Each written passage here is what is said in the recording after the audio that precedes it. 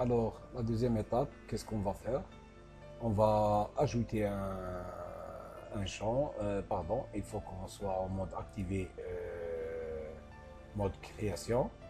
Et après, on va ouvrir la calculatrice de champ.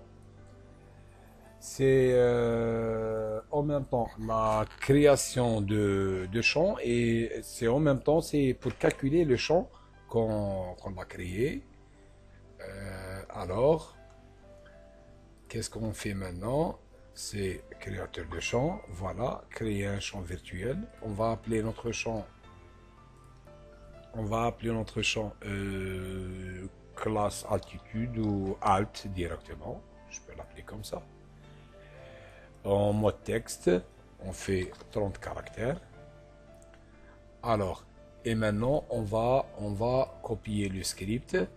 C'est un script simple. On va l'utiliser pour altitude, température, précipitation et aussi pour exposition, pourquoi pas. Altitude, voilà. On va faire ce genre de seuil. Chaque niveau, on va les combiner dans une catégorie. Alors, voilà, la case, on parle de la case DN qui est ici, la case, le champ DN, c'est-à-dire s'il est inférieur à 400, c'est 1, s'il est inférieur à 1000, c'est-à-dire entre 1000 et 400, c'est 2, inférieur à 1500, c'est 3, inférieur à 2000, c'est 4, et supérieur à 2000, c'est 5. Ça, c'est à titre d'exemple. Et chacun de nous, il a le choix c'est-à-dire de choisir les seuils qu'il veut. Voilà. Et après, on clique OK. Et on attend. Voilà.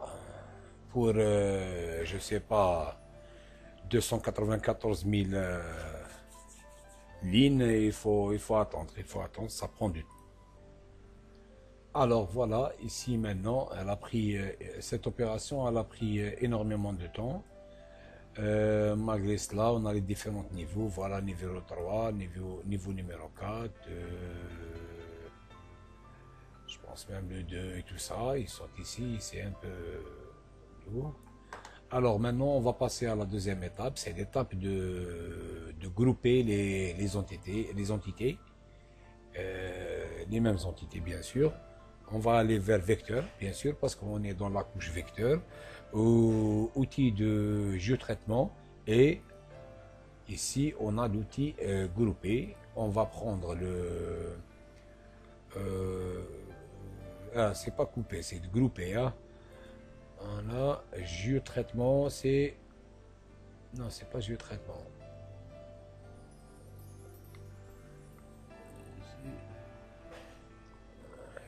Pas ici, je vais le trouver quelque part. Je vais le trouver. Alors les amis, toujours avec notre tutoriel, sauf je vais vous expliquer une chose. J'ai utilisé au début notre GDEM pour Shelia pour 30 mètres sur 30, mais apparemment ça prend beaucoup de temps pour le traitement des données. Alors qu'est-ce que j'ai fait? J'ai réduit la résolution de notre modèle numérique du terrain à 60 sur 60, vu que la superficie globale du site, elle dépasse les 36 000 hectares, parce que à une résolution de 30 sur 30, elle prend beaucoup de temps, beaucoup de temps pour le traitement des données. Qu'est-ce que j'ai fait? J'ai réduit la résolution. C'est juste pour vous montrer l'astuce et la méthodologie de travail. Voilà, on voit ici clairement la différence entre les deux rasters.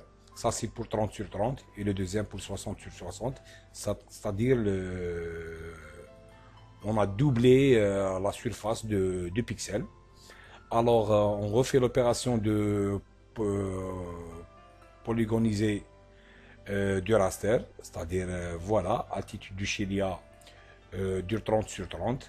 Voilà, il est superposable à 100% par rapport au raster. Après cela, qu'est-ce qu'on a fait? Bon, j'ai travaillé sur la copie, bien sûr, parce que c'est pour essayer de faire ça. Qu'est-ce que j'ai fait?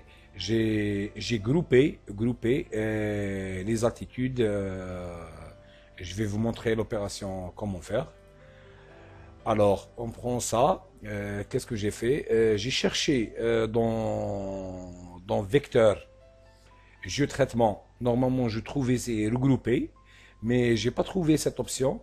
Heureusement, il y a toujours d'autres astuces pour faire ça.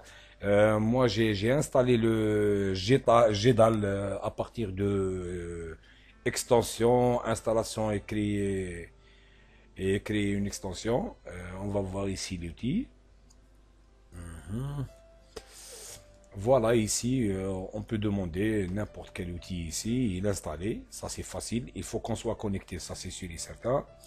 Alors, qu'est-ce qu'on a ici dans l'outil? On a fusionné, fusionner ou fusion des polygones. On sélectionne notre fichier vecteur. Et après cela, qu'est-ce qu'on fait? On fait le choix ici, bien sûr, sur quel champ on veut faire notre regroupement. Bien sûr, pour moi, c'est altitude, parce que altitude, c'est les champs, là où on a les différentes altitudes. Alors, ici, option, ça c'est optionnel, bien sûr, et on fait le choix ou la destination du fichier de sortie. Comme on peut le faire temporaire, comme je l'ai fait moi ici. Ça, c'est temporaire. Alors, c'était juste pour faire l'exercice avant de vous montrer ça sur la vidéo du tutoriel. Maintenant, je peux faire l'opération d'enregistrement, enregistrer le fichier. On va choisir la destination.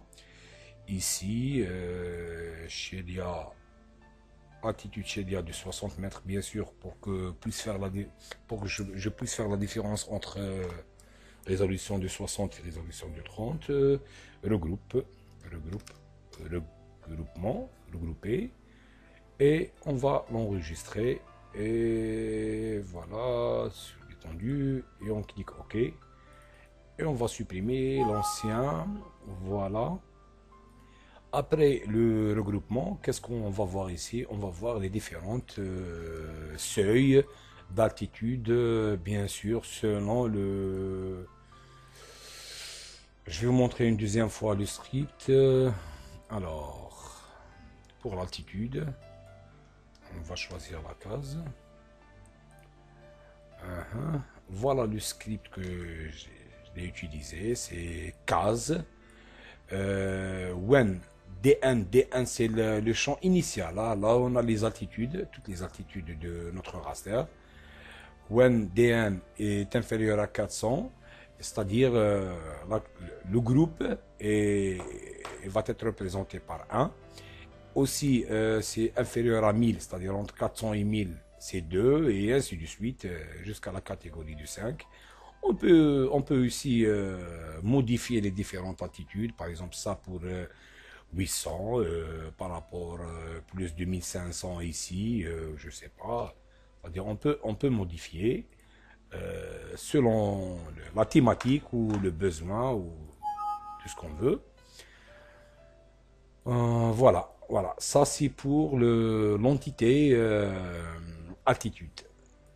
Alors, maintenant, qu'est-ce qu'on va faire? On va faire le même travail pour la précipitation et pour la température. Je ne sais pas, est-ce que je l'ai fait dans la première partie, les sites de téléchargement des données de précipitation et de température, mais je vais vous montrer les sites qu'on peut les utiliser, bien sûr. On peut utiliser ces sites si on n'a pas des données, mais si on a des données vectorielles, on peut l'utiliser directement. Si on a des données raster, on peut les convertir directement en vecteur. Si on veut travailler sur 5 ans, sur 10 ans, sur une année, la moyenne d'une année, on peut utiliser tout ce qu'on veut. C'est-à-dire ça, c'est pour la méthodologie. C'est la finalité de tout ça, c'est d'avoir une couche vecteur qui contient le champ ou les données précipitation par exemple, ou les données température, c'est pour compléter le reste de notre travail. Alors, pour les données de... C'est pour la précipitation, ça? Oui, c'est pour les données de la précipitation. Je vais vous montrer un site qui est souvent utilisé par des gens qui font le traitement des données et tout ça. C'est Giovanni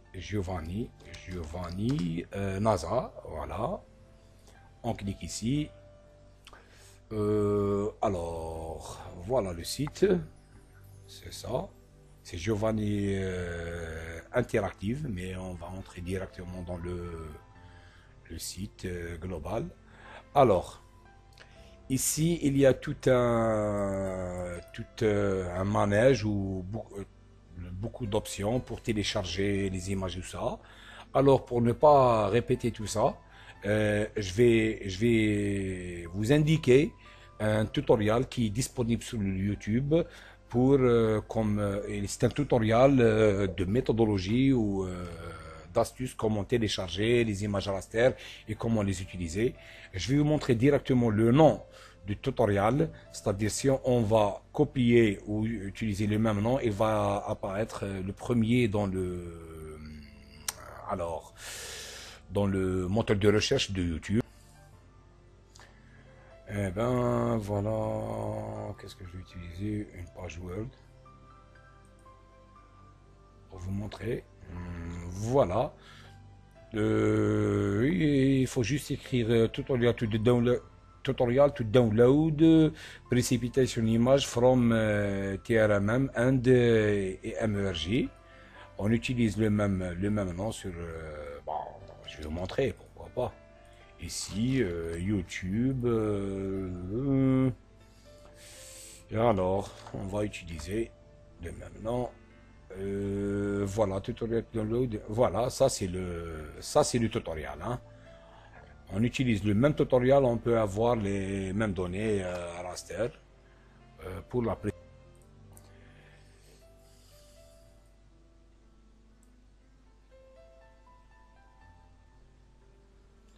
Aussi pour la température. Alors, et pour les données de température, on peut utiliser aussi les verbicaux. Normalement, les verbicaux. On va utiliser un autre site, c'est Rever Beco. Voilà. Hein, voilà. C'est ici. Voilà le site. Très bien. Toujours, les deux sites nécessitent une inscription, bien sûr. Et il faut inscrire. Hein, ça prend pas beaucoup de temps.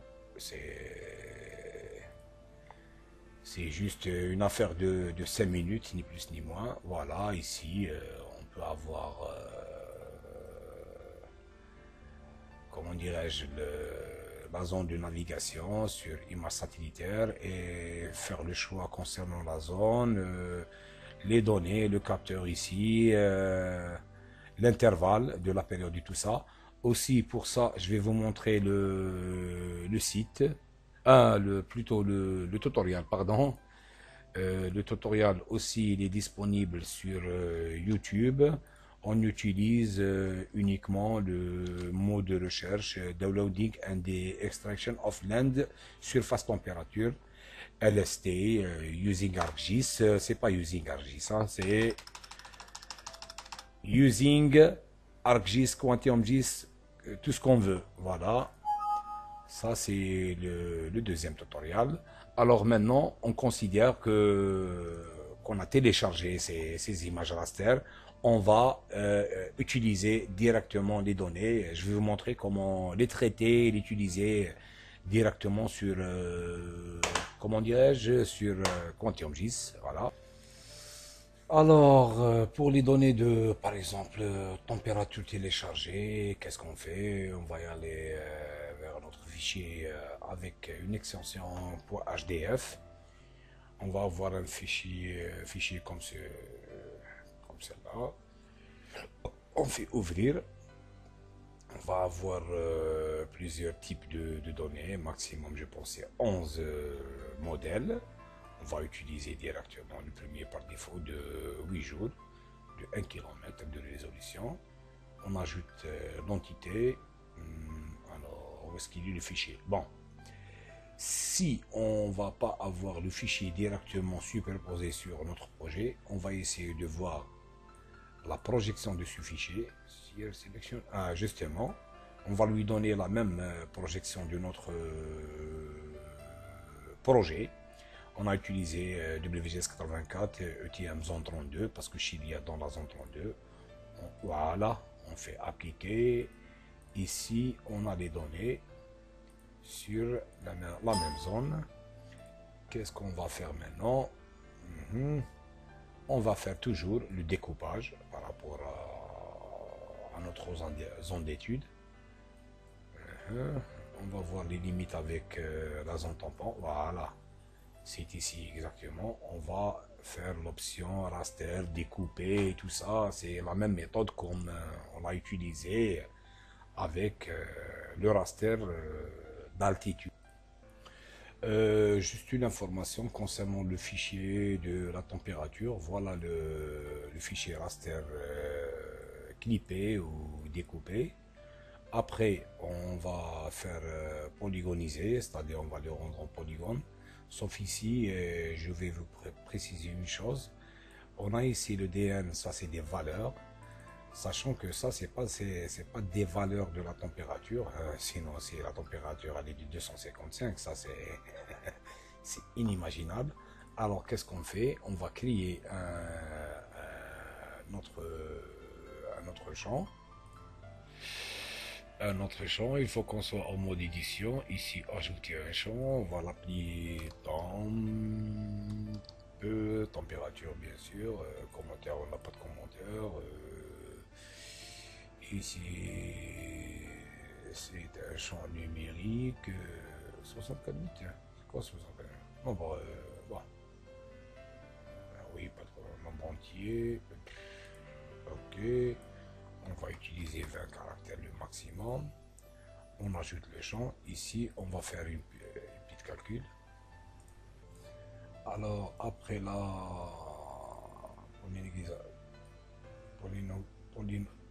c'est-à-dire après l'étape de conversion de raster en polygone, on peut avoir des données qui sont comme ça. Ça ne reflète pas les données de température. Alors, pour avoir le chiffre exact de température, qu'est-ce qu'on fait? On utilise,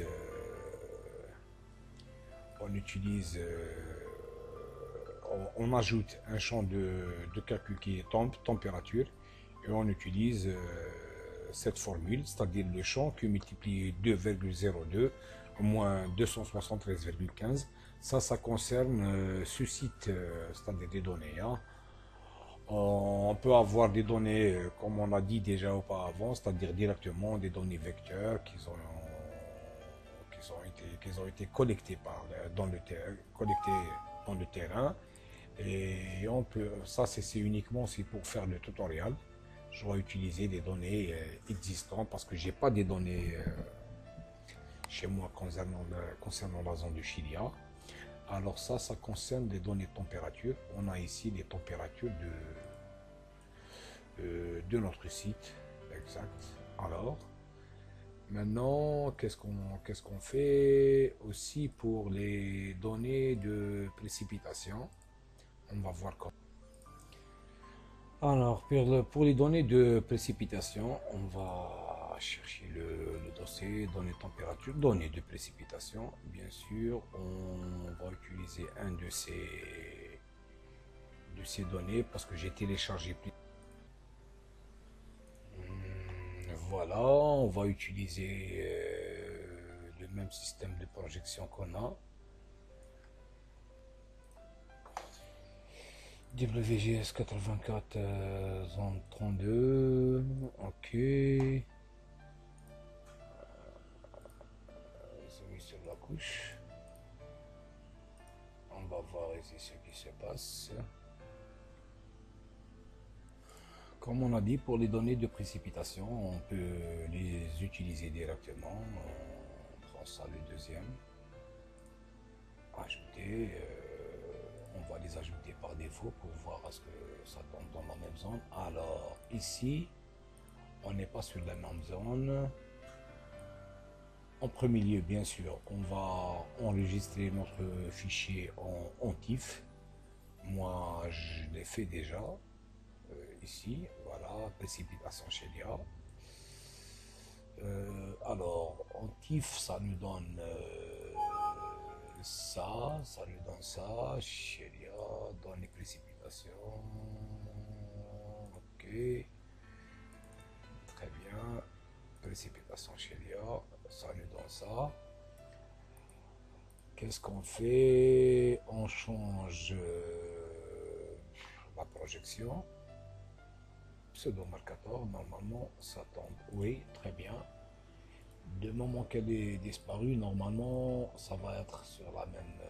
Bon, c'est pas ça. On va voir. On utilise carrément le WGS 84 ici. Voilà. Concernant la précipitation, je pense qu'il y a uniquement combien de plages, si on peut dire, 1, 2, 3, maximum c'est 4. C'est-à-dire s'il s'agit de la même zone. Aussi, on va faire le découpage. C'est une opération ordinaire.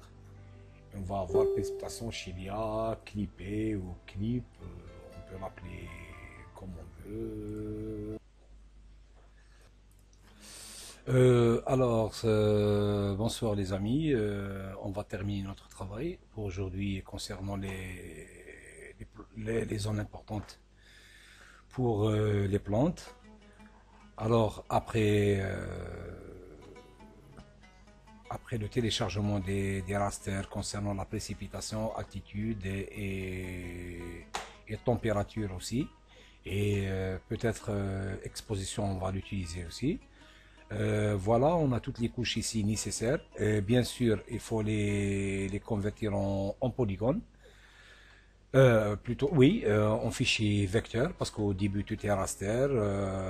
On va les convertir en fichier vecteur et aussi c'est-à-dire toujours, il faut pas éliminer ou, c'est-à-dire en gardant toujours le champ de valeur pour chaque couche. Par exemple, pour cette couche concernant l'exposition, j'ai les valeurs 1 et 2, exposition sud-nord. Ici, pour l'altitude aussi, j'ai le champ de valeur altitude. Je ne veux pas ouvrir la table attributaire parce qu'elle prend du temps pour s'ouvrir parce que il est vraiment grand le fichier. Aussi pour la précipitation, ici, on a le code pour la précipitation.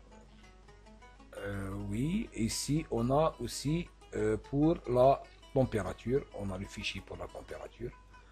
Voilà. Alors maintenant, on va passer à une autre étape à la fin de structuration de ces fichiers. C'est l'étape de regrouper les valeurs communes, c'est-à-dire, par exemple, je vous donne un exemple ici. Bon, exposition. On n'a pas, oui, on a un problème. Exposition. Ok. Alors, on va commencer par exemple par la précipitation, par exemple. On va ouvrir notre table attributaire. On a ici une icône qui est ouvrir la calculatrice du champ. On va l'ouvrir. Il y a ici mentionné créer un nouveau champ, bien sûr, parce que c'est pour calculer des valeurs. Aussi c'est pour créer un nouveau champ. Voilà.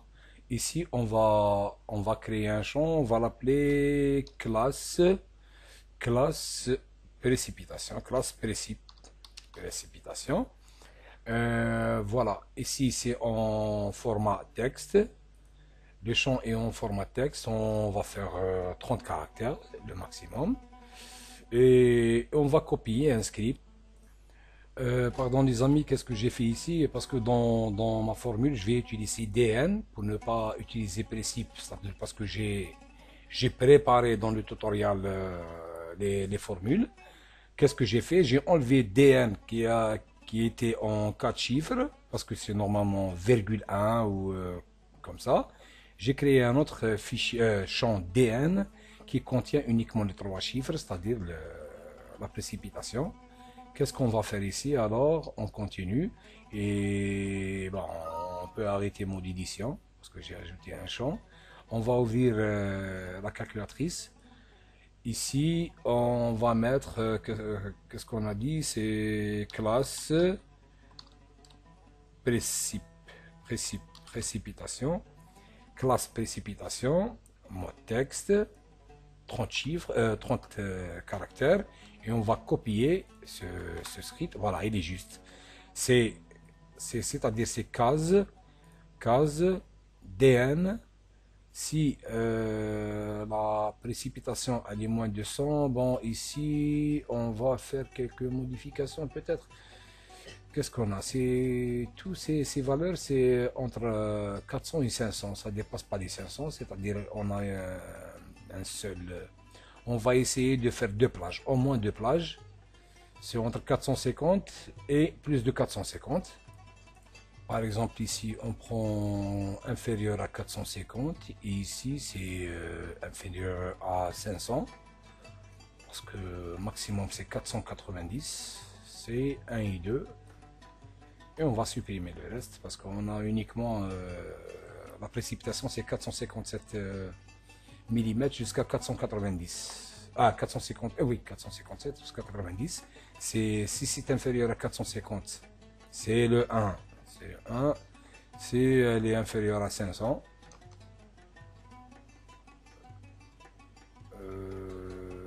inférieur ou égal. Supérieur ou égal à 450. On va la modifier. Hein.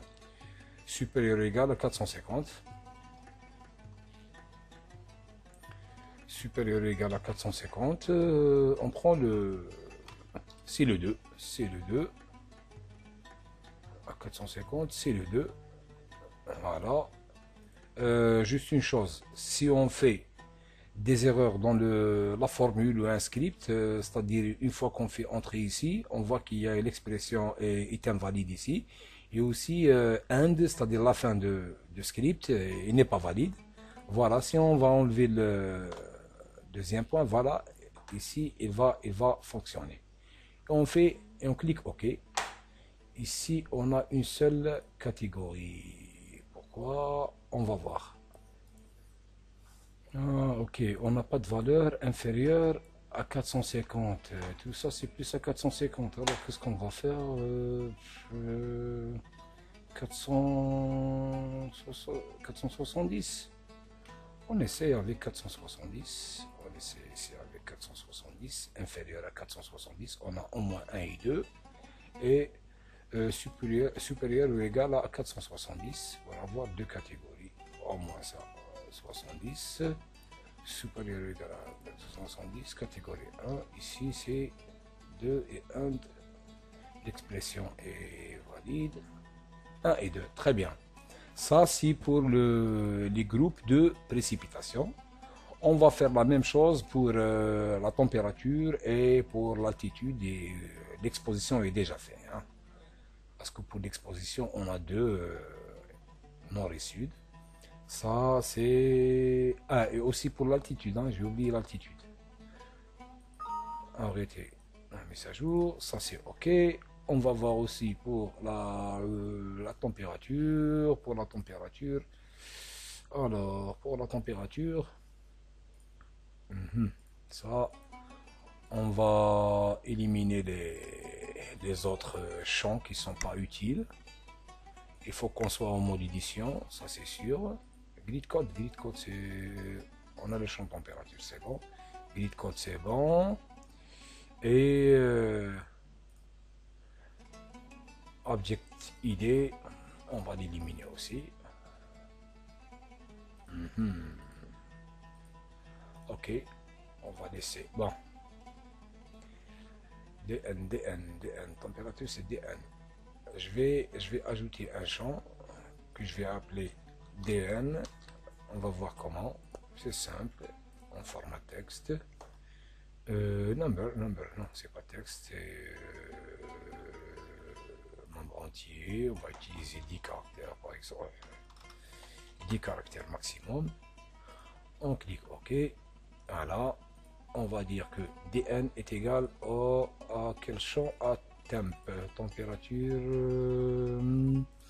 Et on clique OK. Et on va enlever le champ température. OK. Calculatrice. La calculatrice. Ajouter un champ. Classe temp. Ça c'est pour la température. Oui, classe temp. Texte, toujours, 30 caractères, toujours.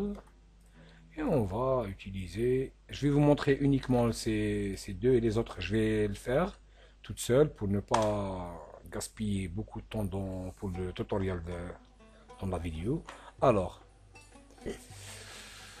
pour la température, plus de 170, alors là, on va voir ce qu'on a comme plage de température. Alors, pour la température, on a les températures, c'est entre 28 et 13. 28 moins 13, ça fait combien? 15. Si on va utiliser 5 catégories, 15 divisé par 5, c'est 3. C'est 3 degrés par catégorie de 13 et plus. Moins 2, alors 13, 14, 15, 16.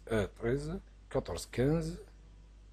16, moins de 16 degrés, 16, 17, 18, 20, moins de 20 degrés, par exemple, hein, moins de 23 degrés, 23, 24, 25, 26, 26, 26, et ici, supérieur ou égal à 26 degrés. C'est-à-dire ça, c'est pour tout ce qui est supérieur à 26 ou égal à 26 jusqu'à 28. Alors, comme ça, et on clique OK. 1, 2, 3, il y a le 4. Très bien. Aussi, il y a le 5. Ça, c'est 5 catégories. Voilà, ça c'est pour vous montrer comment faire. Et le reste, je vais le faire. On a fait température et précipitation. Et maintenant, je vais faire altitude.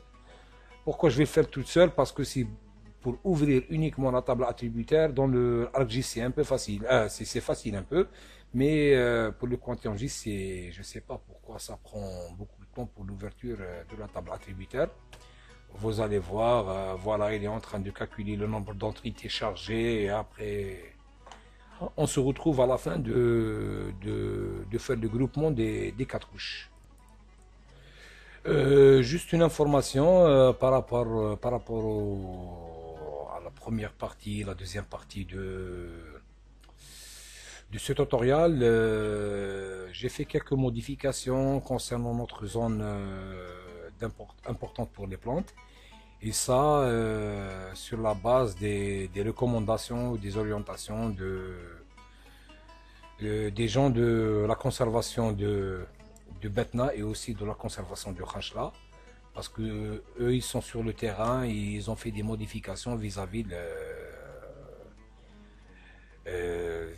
les données et tout ça, et voilà, parce que au début c'était pas ça le site. Ça c'est juste pour vous informer, hein. Alors maintenant on a terminé avec la définition des différentes classes pour par exemple pour l'altitude. Voilà ce qu'on a. Attends, ça prend du temps pour ouvrir la table attributaire. Voilà pour la première couche, c'est pour l'altitude. On a des différentes classes de 1 à, je pense, à 4, parce que j'ai utilisé un intervalle de 400 mètres. Pour l'exposition, on a uniquement deux valeurs, c'est 1 et 2, c'est l'exposition sud et l'exposition nord. Pour la précipitation, on a deux classes, c'est classe 1 et classe 2, parce que pour la précipitation, c'est presque c'est la même zone, on n'a pas trop de changements ou beaucoup de changements. Et aussi pour la température, on a pratiquement 4 ou 5 classes. Voilà, classe température 1, on voit ici, c'est 1 jusqu'à 5. C'est 5 classes. Maintenant, on passe à une autre étape, c'est le regroupement des entités similaires. Normalement, c'est ici, c'est dans vecteur, outil du jeu de traitement. Normalement, vecteur, outil du jeu de traitement, c'est on a l'option regrouper. Non, on va chercher dans le toolbox, oui,